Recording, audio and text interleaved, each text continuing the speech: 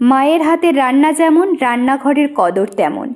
আগামী 30শে সেপ্টেম্বর থেকে জি বাংলার পর্দায় আবারও শুরু হতে চলেছে সবার প্রিয় রান্নাঘর।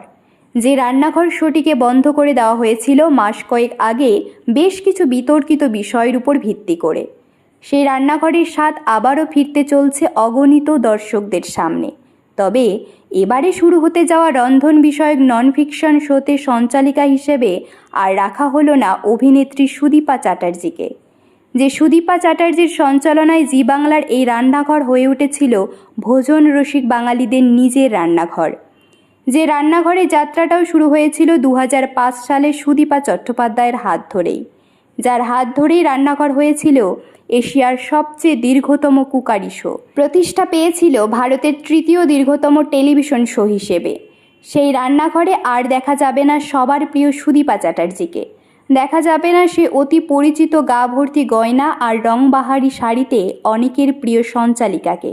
সম্প্রতি কিছু বিতর্কিত বিষয় নিয়ে সুদীপাকে নিয়ে দ্বিধা বিভক্ত হয়ে গিয়েছিল জি বাংলার দর্শক থেকে নেটিজেনরা। সেই বিতর্কিত অধ্যায়ের জন্যই জি বাংলার তরফে আর রাখা হলো না সুদীপাকে, মনে করছে সংশ্লিষ্ট মহল। এবারে রান্নাঘরে দেখা যাবে নতুন মুখ, বাংলা সিনে জগতের অতি পরিচিত অভিনেত্রী কনীনিকা বন্দ্যোপাধ্যায়কে।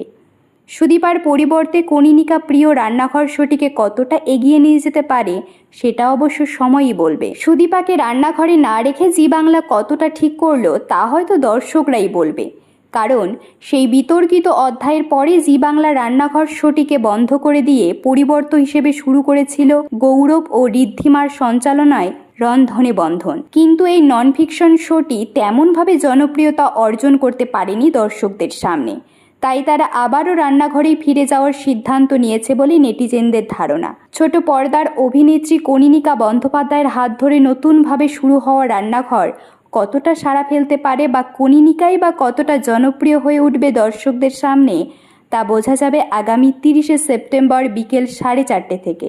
অন্যদিকে স্বভাবতই নিশ্চয়ই মন খারাপ সুদীপা চট্টোপাধ্যায়ের, কারণ যে রান্নাঘর শোটিকে নিজে লালন পালন করেছিলেন এতদিন, সে রান্নাঘরে তিনি থাকবেন না ভেবে। তবে পেশাদারিত্বের দিক থেকে নিশ্চয়ই সুদীপা মানিয়ে নেবেন চরম বাস্তবতার সঙ্গে, এমনই মনে করেন সুদীপার অগণিত শুভাকাঙ্ক্ষী।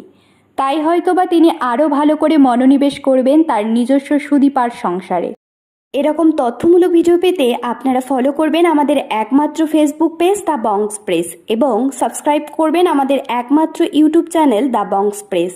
সকলের তরে সকলে আমরা, প্রত্যেকে আমরা পরের তরে। ধন্যবাদ, ভালো থাকবেন।